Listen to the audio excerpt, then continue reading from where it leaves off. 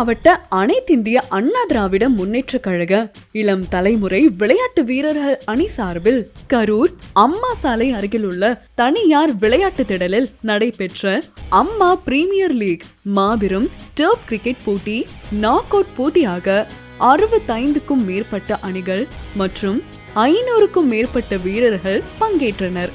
இப்போட்டியை முன்னாள் அமைச்சர் கரூர் மாவட்ட கழக செயலாளர் MR விஜயபாஸ்கர் அவர்கள் துவக்கி வைத்து பின்னர் இந்த போட்டிகளில் வெற்றி பெற்ற அணிகளுக்கு பரிசுகளை வழங்கினார். மேலும் கலந்து கொண்ட அனைத்து அணிகளுக்கும் பேட், ஸ்டாம்ப், ஷூ ஆகிய விளையாட்டு உபகரணங்களை பரிசாக வழங்கி சிறப்பித்தார்.